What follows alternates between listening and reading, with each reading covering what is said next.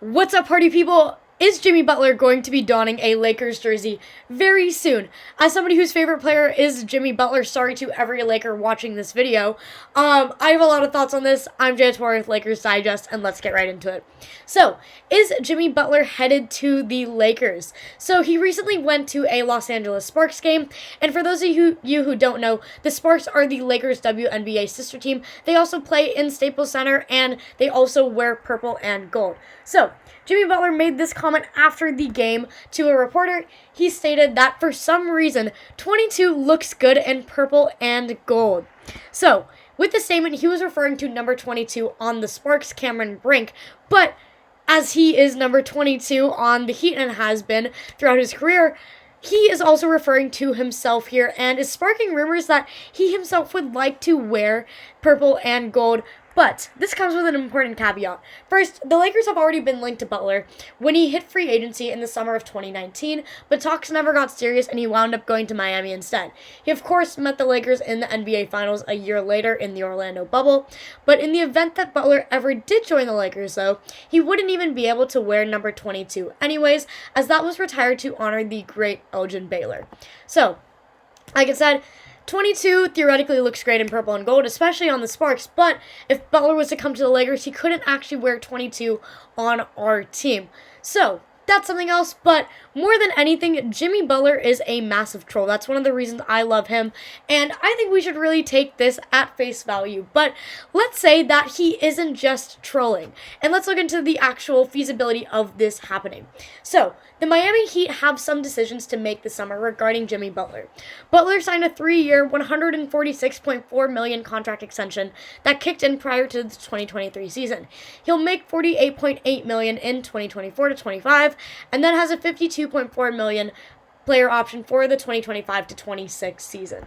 So, there is a very, very slight chance and possibility that he is able to play with the Lakers this upcoming season, but more likely it would be for the 25 to 26 season if he does that, because he's very likely going to play with Miami this year. If for some reason he did manage to opt out of his contract, he's been asking for more essentially than Miami has offered him, as reports are saying.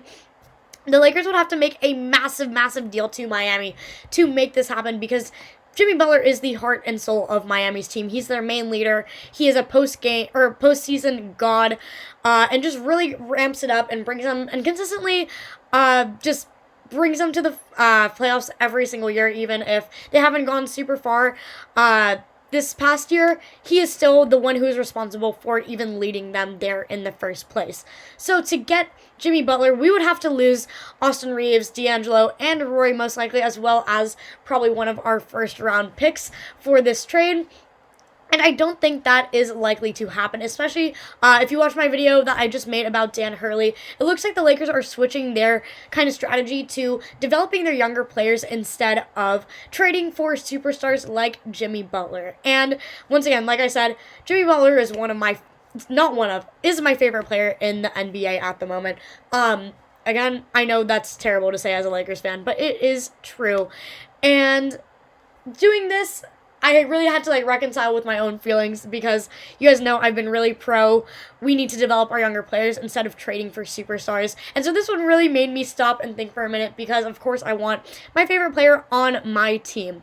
However, I think that it wouldn't be smart for the Lakers to trade away those guys for a player like Butler. We'll see where they stand at the end of next season and kind of what trade options they have available then, because it might be a bit more viable at the end of next season, but that is a year away. And again, I'm trying to focus on the feasibility of it happening right now, and I don't think it is possible for the Lakers to trade for Jimmy Butler right now.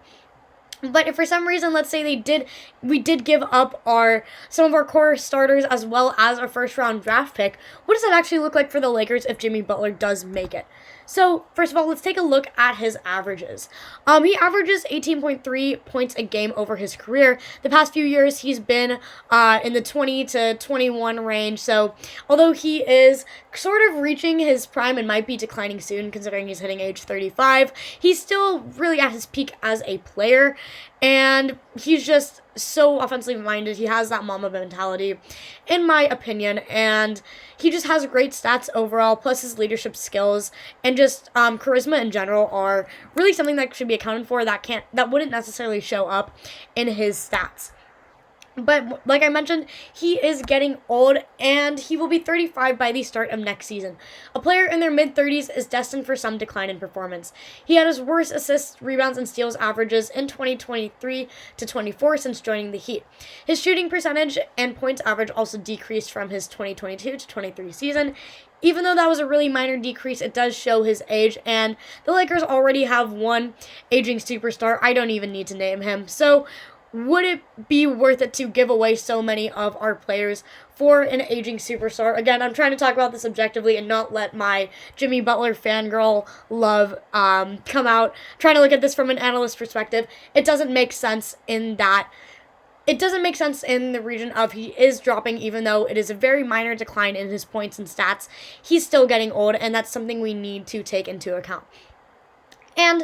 But once again, going back to his comments, I think more than anything, ignoring the fact of whether it's feasible or not, Jimmy is just trolling. He knows that us as Lakers fans, we will hold on to any rumor of some player coming to the Lakers because we want to have every great player eventually play for the Lakers. We want the stardom. It's only natural, especially any fan of any team wants big stars to come to their team, and he knows that we will latch on to something like this, saying that 22 looks great in purple and gold.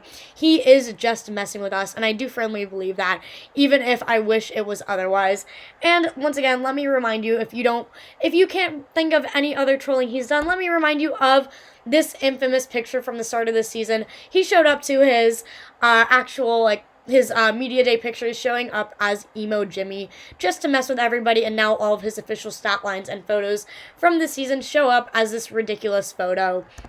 He's no stranger to just messing with people for the heck of it, and just likes to kind of mess with people's heads, again, just for the fun of it. And I really do think that him saying 22 looks great in purple and gold was just him messing with it, and also him just supporting the WNBA as a whole. I think it's really awesome. Side note that a lot of NBA players are showing up to WNBA games, especially players like the Sparks who have a celebrity row like the Lakers do. So great on that sense. But again, with that being said, as much as I think it would be really, really awesome for Jimmy Butler to come to the Lakers, thinking realistically, we shouldn't give up some of our key players for that, and I do think he is just messing with us. So, with that being said, I've been Jaya Tewari with Lakers Digest. Make sure to like this video and subscribe to our channel. We have a billion videos coming out every week about rumors, and especially with our head coaching search going on.